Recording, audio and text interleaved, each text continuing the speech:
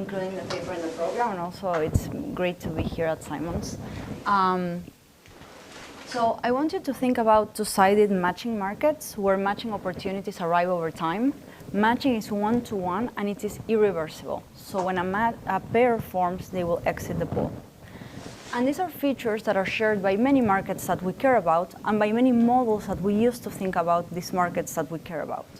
So I'm thinking about child adoption, the allocation of public housing, the reassignment that occurs in school choice as a consequence of aftermarkets, and college admissions. And what I want to do is I'm going to provide you with a theory of the set of self-enforcing allocations in these economies, also known as stable matchings. Now, even though what I just described to you is a simple extension to a dynamic environment of the Gale and Shapley model, it turns out that coming up with a definition of stability for these environments is not without difficulty. And there's one thing that probably you guys already thought of, which is all our static stability notions are based on the idea that all agents are present in the economy to bargain effectively over the outcomes. But once we move into a dynamic environment, it's not true that all agents are there to match at the same time and therefore to bargain over the outcomes at the same time. So when we're defining what a blocking pair is, we will have to take into account this restriction on the timing. But more importantly, actually this will be something easy to deal with. More importantly, what will set aside a dynamic matching market from its static counterpart is the presence of an externality. In order to define, given a matching, my payoff of waiting in the market to match, I will need to specify everyone else's outcomes. Why? Because the matching today, by determining who matches with whom today, it determines what is the set of unmatched agents tomorrow, together with the arrivals. And unless I know that set of agents, I cannot define what is the set of feasible outcomes from tomorrow onwards, and clearly, therefore, I cannot define what my payoff is. So that has to do with how our definition of an we will have to be very careful with how we define what an acceptable partner is. So what am I going to do? I'm going to provide you with a definition of stability in dynamic matching markets that very creatively I denoted dynamic stability. I'm going to show you that dynamically stable matchings exist in any finite horizon economy, regardless of how the arrivals are distributed. And even though this definition is based on an economy in which I'm thinking of a decentralized market when I'm thinking about this definition, I'm going to show you two new questions that we can start thinking about designing these dynamic matching markets that just having the definition makes it useful to start doing this. So before we go into the analysis, let me tell you at least 3 reasons why I think this is an important question. The first one is stability notions usually give us a theory for the set of self-enforcing allocations in an economy that only depend on the payoff primitive structure.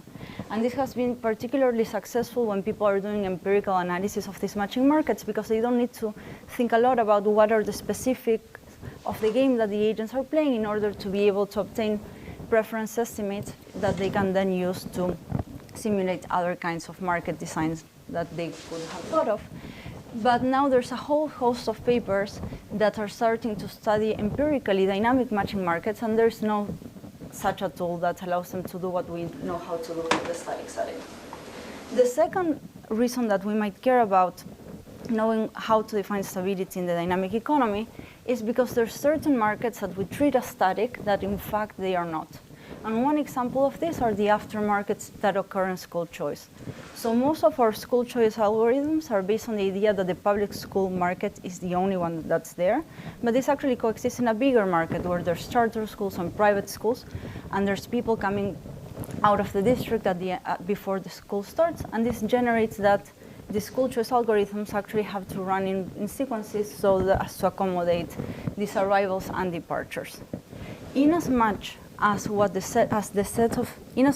the set of self-enforcing allocations in the dynamic environment is different from the set of self-enforcing allocations in the static environment, I think that many people in this room that actually work on these problems know that we're going to get into trouble when we're looking at the outcomes of these algorithms meant for static matching markets.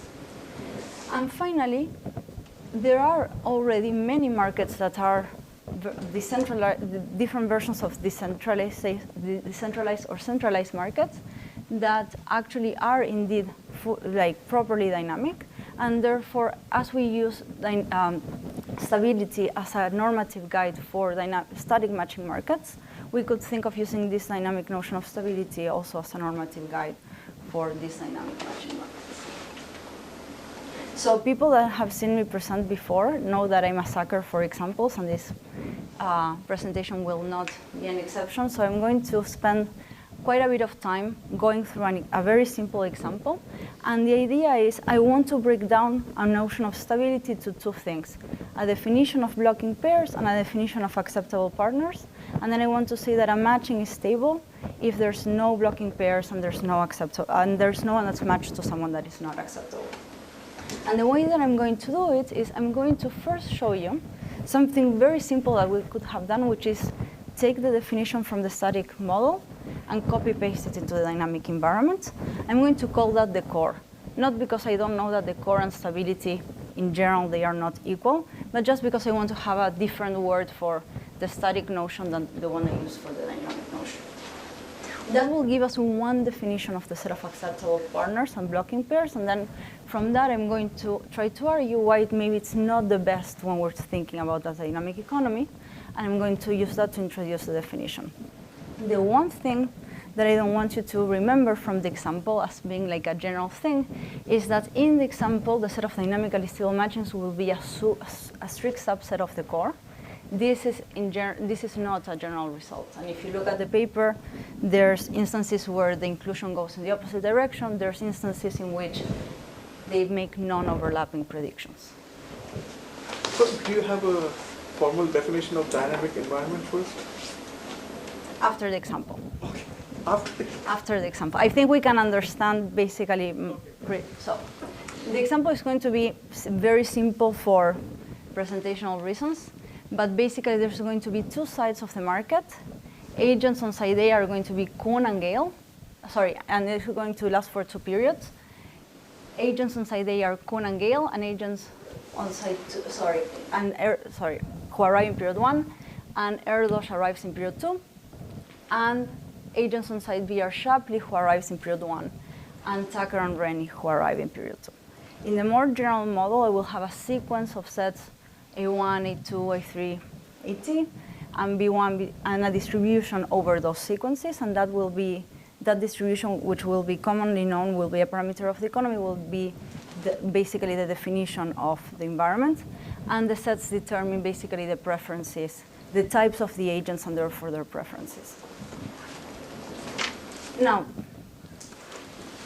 what we want to do here is we want to find a matching that is an assignment of agents on side A to agents on side B that is self-enforcing in the economy. And one thing that we might think of doing is say, well, look, actually, you don't have a dynamic market. You have actually a two-sided static matching market where you can hide in agents' preferences all the dynamics. So what do I mean by that? Well, in this static matching market, you can think that Kuhn prefers to match with Tucker over matching with Shapley whenever Kuhn prefers to match with Tucker in the second period over matching with Shapley in the first period. So what I'm going to do is I'm going to lay out the preferences for you of the agents, and then we'll be able to basically calculate the stable matchings in the static matching market.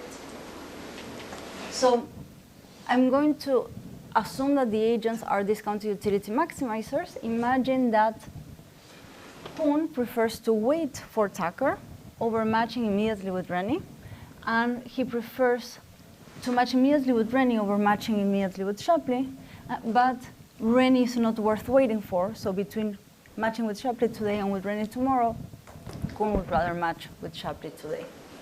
I'm going to denote this in this way, where the ones and the zeros are basically the exponents in the discount factor, so this list gives me the ranking of the discounted utilities. I can do the same thing for the rest of the agents on side A, and for the agents on side B, I only need their utilities, so I'm not going to put the ranking of the discounted utilities. So now we have a static matching market we have a way of calculating the set of self-enforcing allocations, and that is the core. So a matching is in the core. Remember, if there's no pair of agents that prefer to match together, we're matching according to the proposed match, and there's no one that would rather remain single instead of matching according to the proposed match. So in this example, there are two matchings in the core, one that comes from running side B deferred acceptance, and one that comes from running side A deferred acceptance. And now you understand the reason for the names.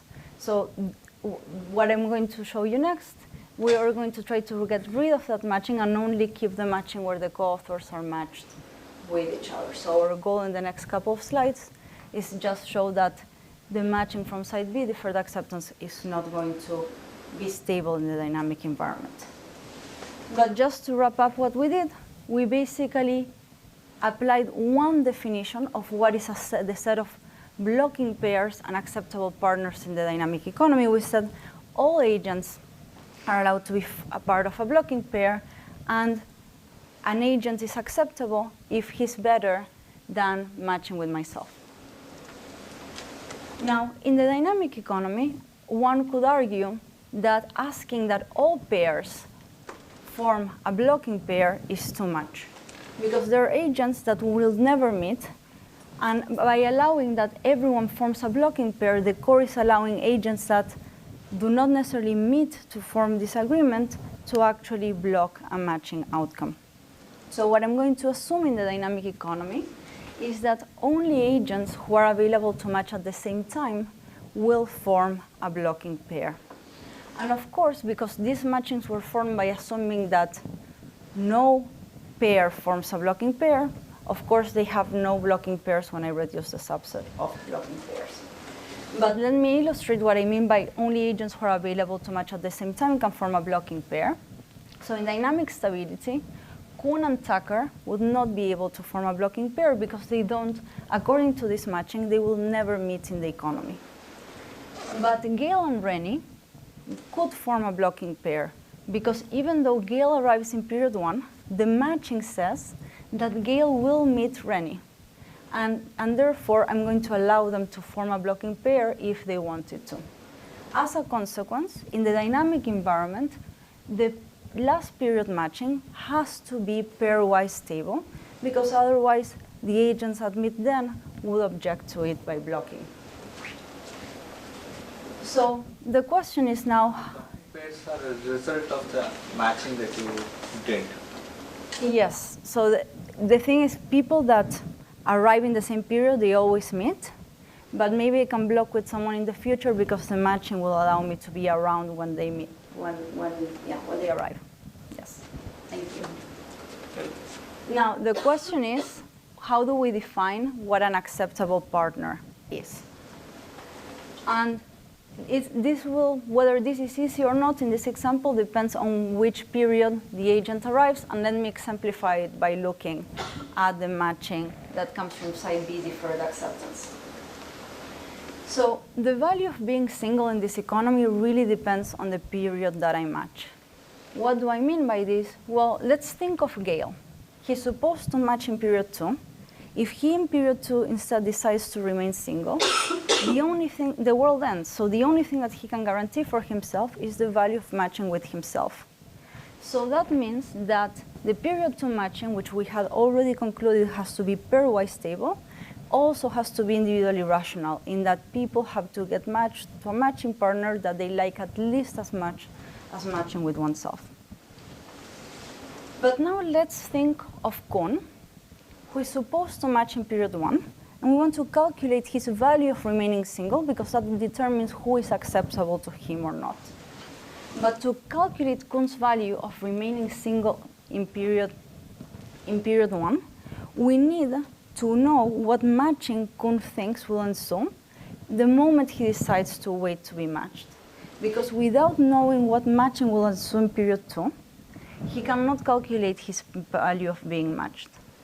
But notice that this is not only a conjecture of what will happen in period 2.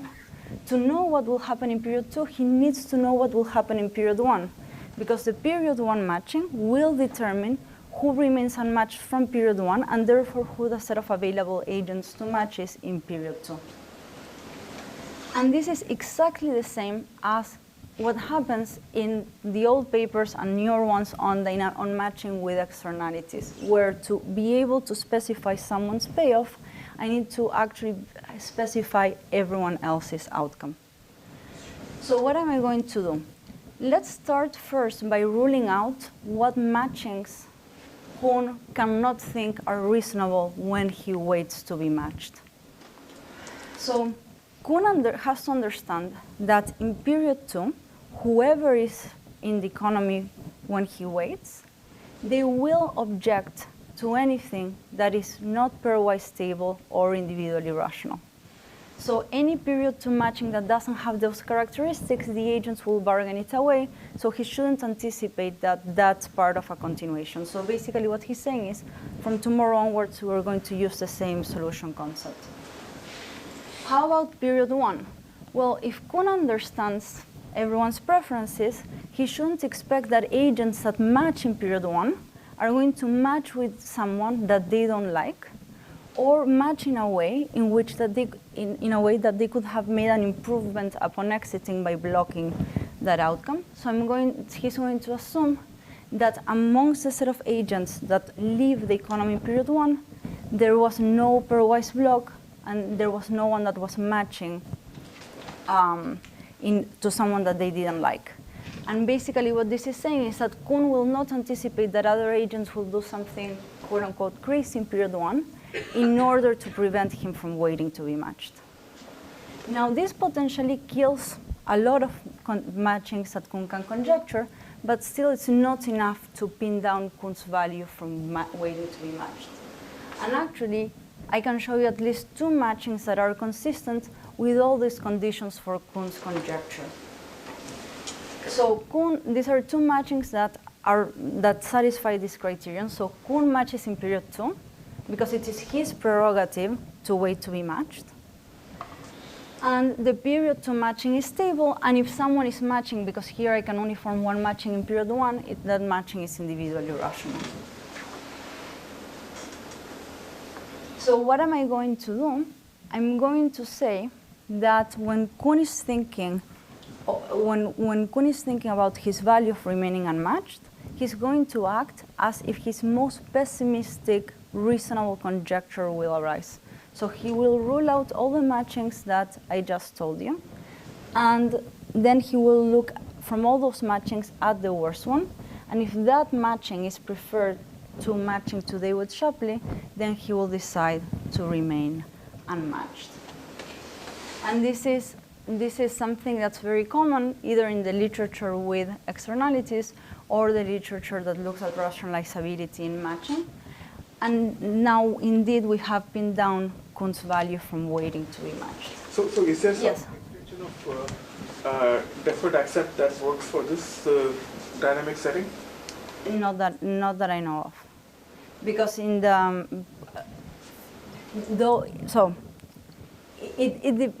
it depends. The proof, when the proof is constructive, and I use deferred acceptance in the proof, but you need to be able to calculate agent payoffs from remaining unmatched, because that determines the lists you put in deferred acceptance.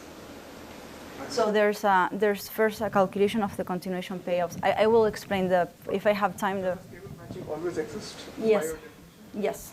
And you don't show it algorithmically, obviously. No. Is there a notion of average or expected value rather than the most pessimistic value? For continuation, instead of pessimistic value, is there a notion of average or expected value?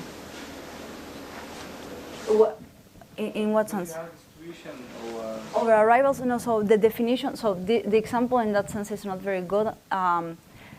When they are looking, in the case where arrivals are stochastic, they use the correct distribution over arrivals. The only thing that they are doing is taking the mean over the set of matchings that they are allowed to conjecture, but the distribution over arrivals is the correct one. I think he's asking if you have like a rush expectations. No, Nikhil, did I answer your question? Thanks. So So just trying to understand that. So if suppose Kuhn was tentatively matched to Tucker, and is trying to decide whether. Sorry. Okay. Kuhn can be tentatively matched to Shapley. Okay. So Kuhn is trying to think about whether they should deviate. Yes. Is the assumption that if Kuhn deviates, Shapley will necessarily be unmatched No. going into the next round? No, not any, no. That's, I will talk about that at the end. So now, Possible that there's someone, Doval, in the first round, that if Kuhn deviates, Shapley will match with Doval. exactly. So this is one of the conjectures that Kuhn is allowed to have, that Shapley will say, look, you are leaving me behind. I'm going to go and find someone else. I'm going to take Gale. And actually, the ability of doing this is very important to guarantee existence. And I'm going to, if I have time, I will come back to this at the end to compare exactly the kinds of conjectures that you're thinking of with respect to the set of conjectures that I'm allowing for here, because in a sense, that's a smaller set of conjectures. It imposes more restrictions. So, and do you have any generalizations of the notion of boy optimal and girl optimal here? No, there's no lattice structure here. Oh, there's no lattice structure. But that's a good question. So basically, now, so with this, it turns out that Kuhn, I'm not showing you all the possible matchings, but Kuhn can actually guarantee that he will match with Tucker in period 2. And therefore, that means that in the dynamic economy, Shapley is not acceptable to Kuhn, and therefore, Kuhn will block the matching from deferred acceptance on side B by waiting. So what the core is getting wrong is that the core, by defining that Shapley is acceptable to Kuhn just because Shapley is better than remaining single, it's ignoring Kuhn's continuation value in the economy. So basically what I'm going to say is that a matching will be dynamically stable if it is pairwise stable and that there's no pairs that block amongst agents that are present at the same time to match.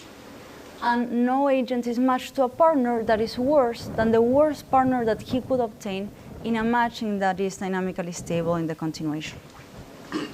And one way to think about this there's two ways to think about this most pessimistic conjecture. One is, imagine that it's you, the analyst, doing the exercise, and you're trying to think, should Kuhn wait or not in the economy? If you know that for any reasonable conjecture, Kuhn will do better than Shapley, then you would be sure to say, yes, this outcome cannot occur.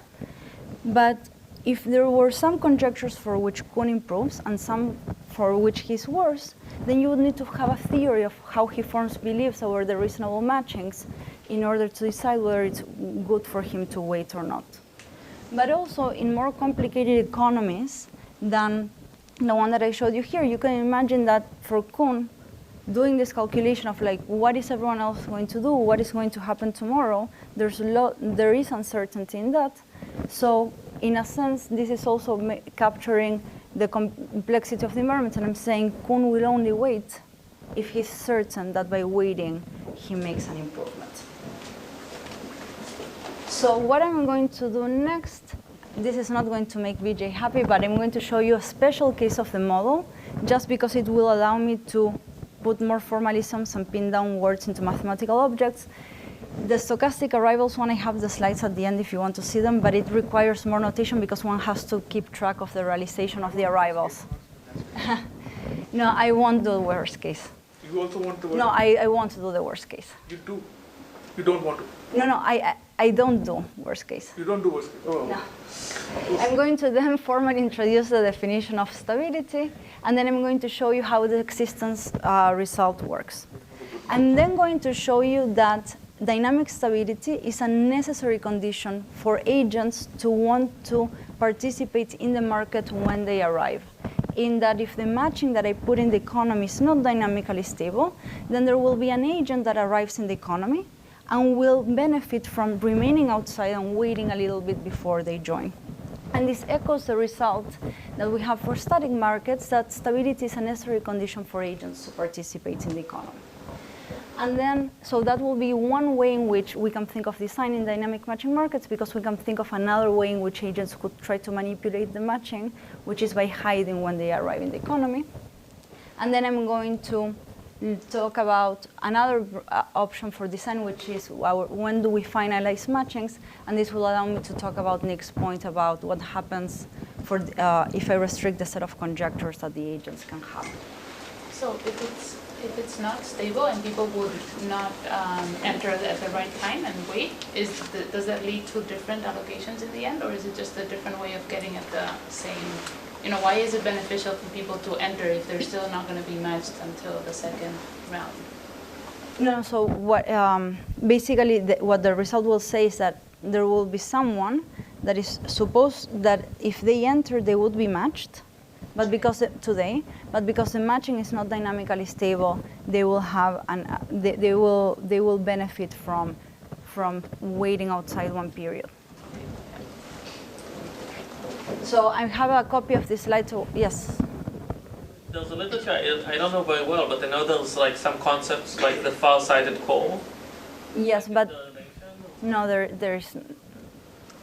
So you could say there is the following relation, which is that both here and in the far-sighted core, the agents understand the consequences of their decision to block. So their consequences is that they anticipate the dynamic, how the matching works. But contrary to far-sighted stability, here someone blocks, the world ends. There's no one anticipating any chain of like further improvements or anything. But thank you, that's a nice analogy to make. So the economy is a finite horizon economy, and you will see if I get to show you a little bit of how the proof works, where the finite horizon kicks in.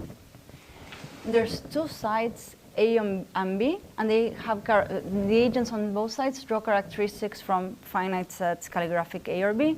These basically are pinning down agents' discount factors under Bernoulli utilities for side A and the same for side B. Think of the payoff of matching with oneself equal to 0. I'm using discounting because it's pretty standard, but actually the thing that matters is that preferences are dynamically consistent. So that if I want to wait, then I don't, of course there's uncertainty and at some realizations it might be bad, but it's not like I say I want to wait and then I wait and then I say I want to take it back. So that's what really matters in terms of the preferences for existence. An arrival on side A is a sequence of sets A1 through A capital T. I'm going to assume that they are non-overlapping, but if you really like notation, I have it in the appendix of the paper how you can have the notation for keeping track of the agents and their types, but this makes the notation look very much not like Gale and Shapley, so I think this is a little bit clearer. Can you allow in the preferences that I want to sublet my house and I want to sublet on the 14th? I prefer the 14th over the 15th, and I prefer the 14th over the 13th. Like I can free my house a day later or a day earlier if needed, but I prefer to sell the sublet on a particular day. If that leads to your preferences over the dynamic allocations to be dynamically consistent, yes. I cannot do that so quickly in my head, so I hesitate to answer that. But what I need is that your preferences over time outcomes are dynamically consistent. So if whatever is optimal for you today, then when you get tomorrow, you want to keep doing it.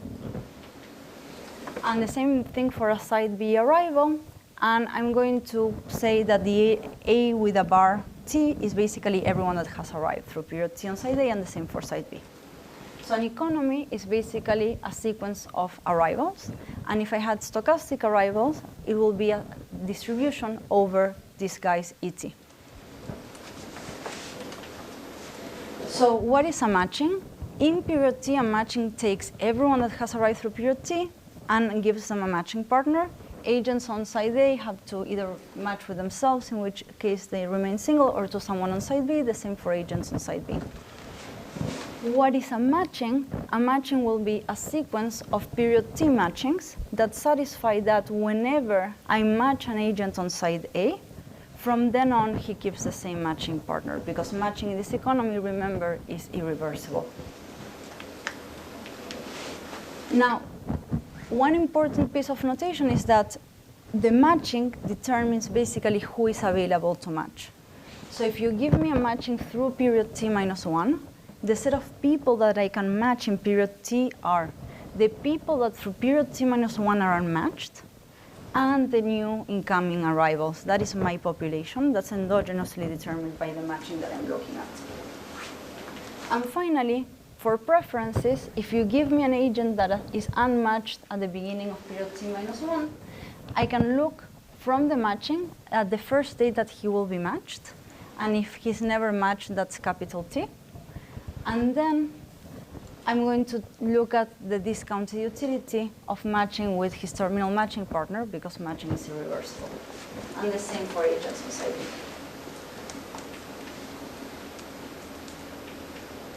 So I'm going to define dynamic stability. I want to do the same thing we did in the example. I'm going to define the set of blocking pairs and then what it means for someone to be acceptable.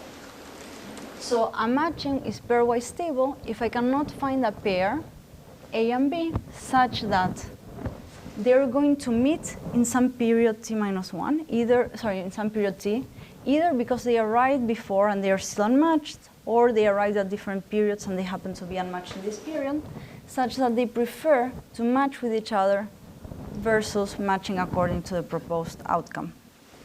So I'm calling this pairwise stable because if there was one period, this is exactly the definition of pairwise stability, so why have a new word? But the one thing that I want to emphasize is that A and B need not arrive in the same period. What this is only saying is that the matching allows them to meet.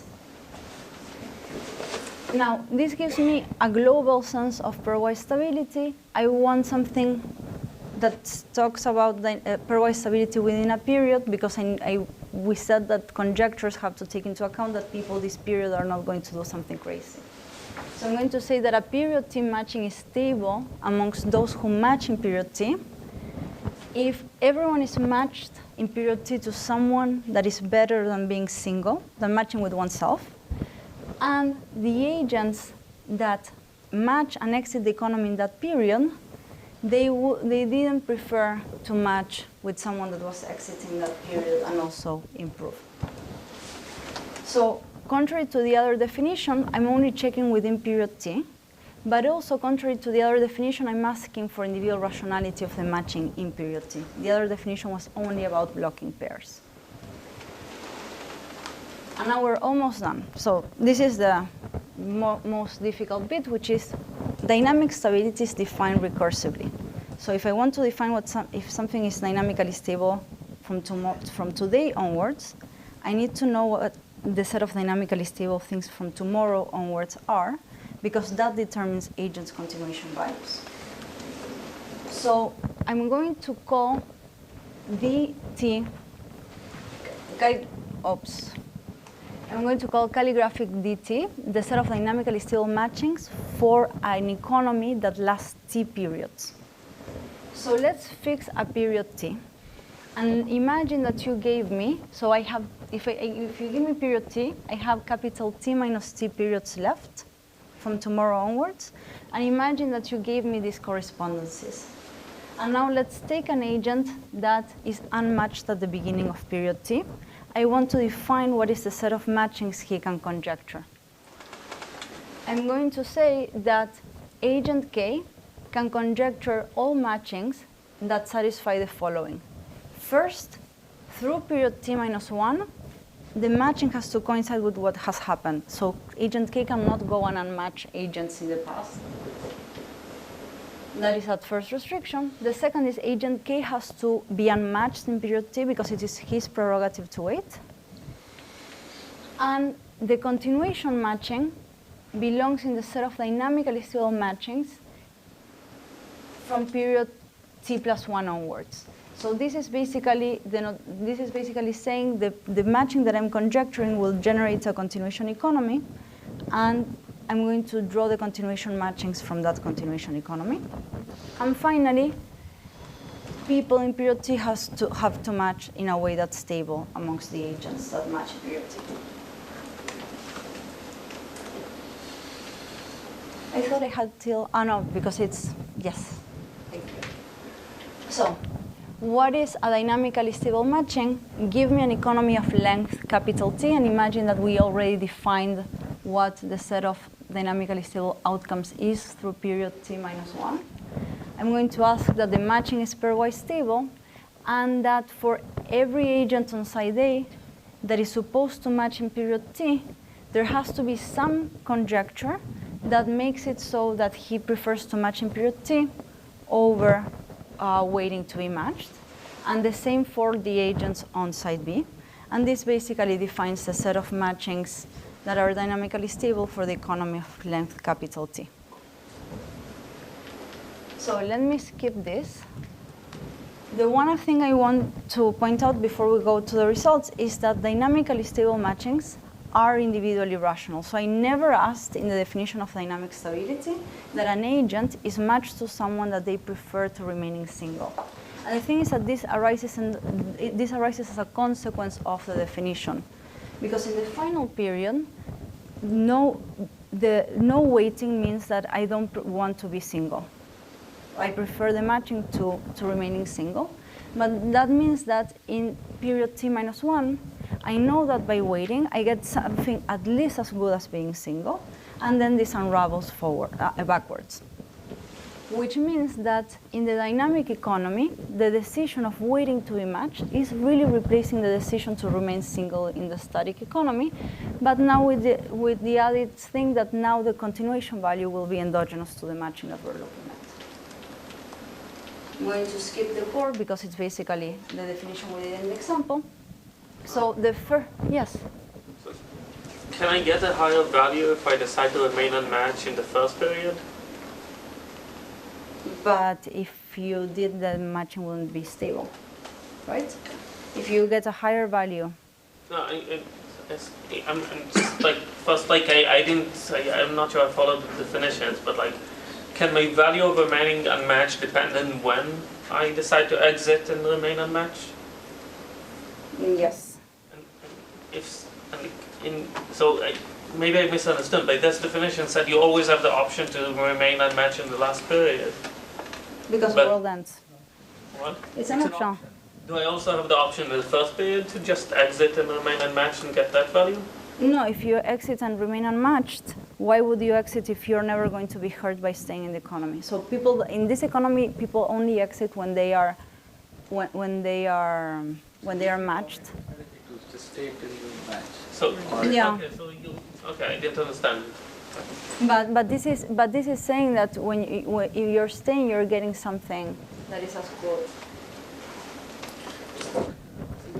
So it could be that two agents arrive at some period. They're not matched today, but they both match at the same period. It's actually dynamic stable. Can you say that? So two agents arrive at today. Mm-hmm. They don't match today, but they match tomorrow. That can still happen under dynamic stability. If the arrivals are deterministic, no. If the arrivals are stochastic, yes. Because if they are... No, but it could be that we wait, because in some realizations, for instance, you're going to get some... So let's say it's you and me, and you tell me, Laura, look, with some probability someone way better comes, and I'm going to leave you alone, and like backup plan.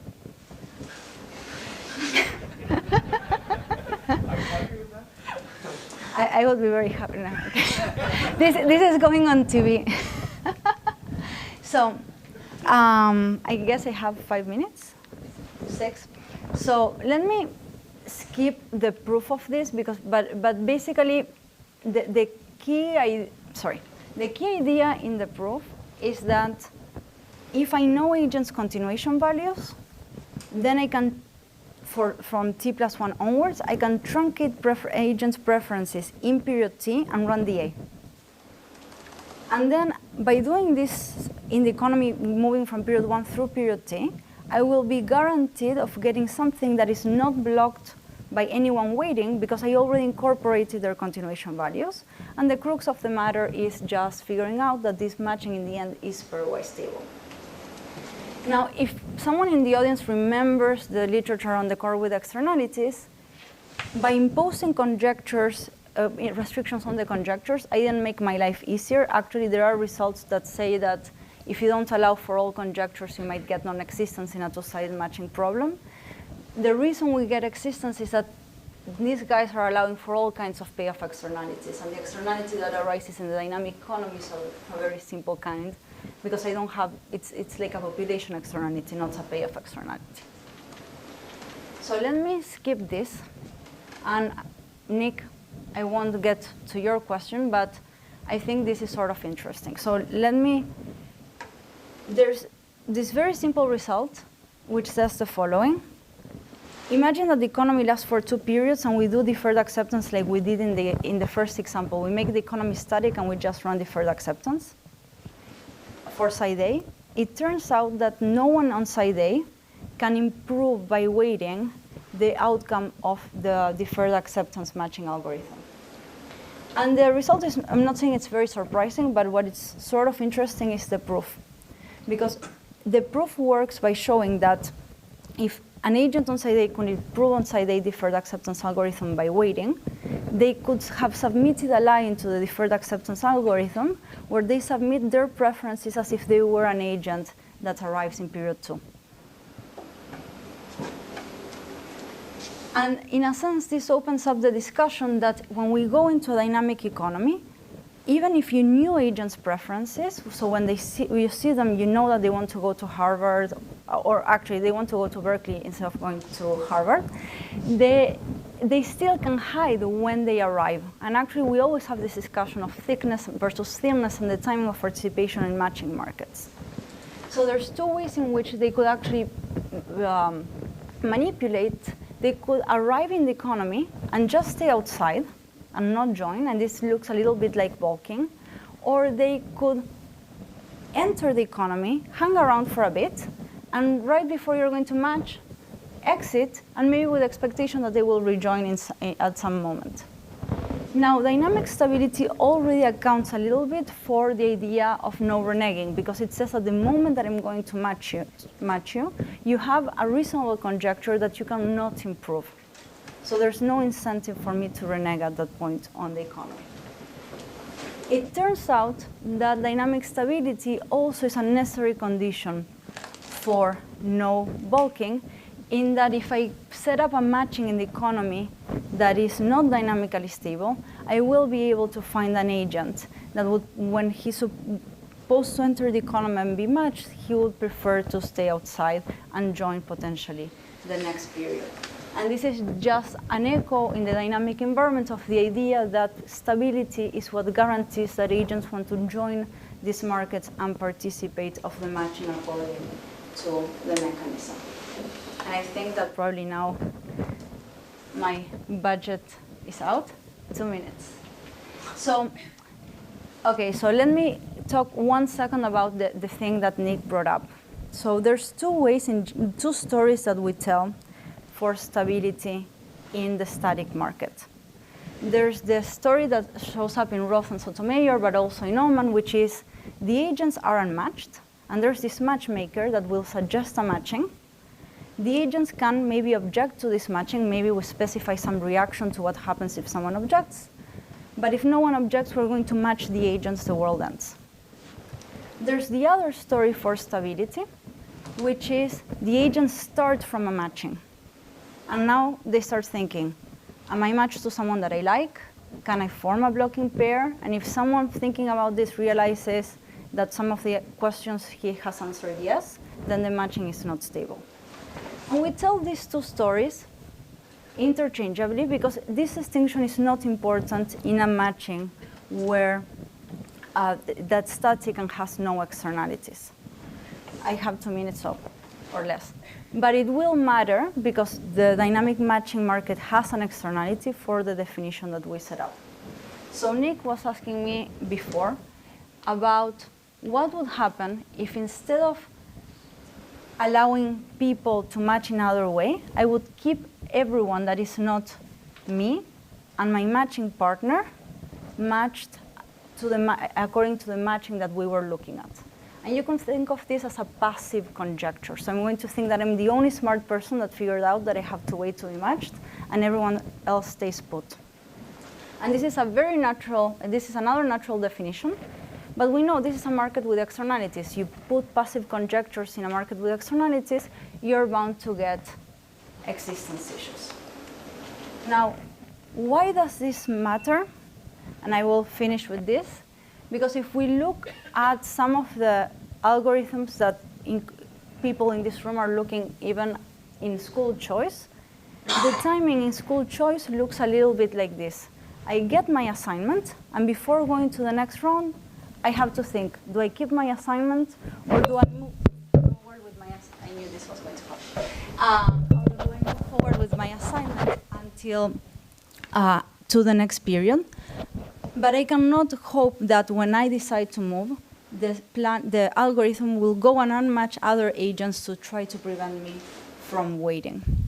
So in as much as when we change the timing at which matching and blocking happens, this changes the predictions that we get from stability, we have to first be careful with what happens with the algorithms that we run. And we know sometimes that school choice algorithms can run very late into the school year. So even after private schools have decided what they're going to do, these guys keep running. But just because people keep finding improvements. But also, we know that the other definition doesn't have existence issues. So maybe it says that maybe we have to start thinking very carefully when we finalize matching outcomes, because that's a policy variable that we have, and potentially that might help us to control for these other things. And my thank you slide is not as pretty as Vahida's, but it's, yeah. Thank you so much.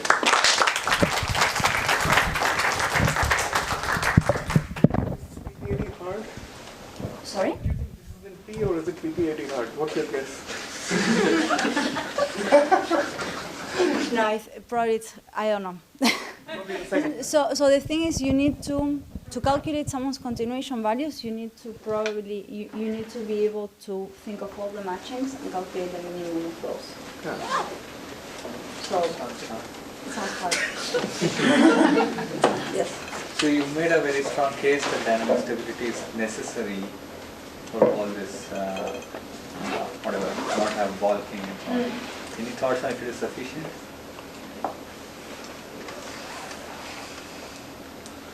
Well, I guess no, because I could always promise that if you don't show up, clearly if you're like, I can't, yeah. For reneging, clearly not, because I could say from tomorrow onwards, if you don't take this, I won't match you. So yes, this is what happened. I was sort of rushing. So what I shouldn't have said is this: if it's necessary in as much as you cannot, like if you promise then self-enforcing allocations, yes. But if you have the power to tell agents, look, if you don't take this, this is all you get, then clearly not. So I know just for the basic stable matching, you can express it as a polynomial. This is the van der Waals result. So you can write an LP for such that the corner points of these are stable matchings. So I was wondering, can you view this as essentially looking at a dynamic program of which you said? Because then this would naturally say that, so at each time you can either do a matching or each person can be matched to the continuous state. Now really what we are computing is there's a value function over all possible matchings at each stage. So this may actually be like the computational way of doing it. But I think so. I'm by no means not even a naive person in this thing. Like even worse than that. But because I was going to say an expert, but saying I'm not an expert is like a tautology. But I think that in order for this to be efficient, you would need to be able to decouple the continuation values of each agent, and I don't think you can. No, you can't. So yeah, so it will be a search over matchings. Yes, so I don't know how. You're defining continuation values. You give a definition for what the continuation value should be. Yes, but yes, but no, but we're talking about whether you can put it in a. Right, so what I'm suggesting is that the variables of my problem are, like the problem sort of outputs the complete matching. So just even for stable matching, you can write a large LP, and then if the output is going to be for each person who should be matched to. Okay. So even though that's a large space, it's an efficiently solvable. But now you can write a dynamic program saying that in the last stage I could compute this, there's an extra thing that you can break.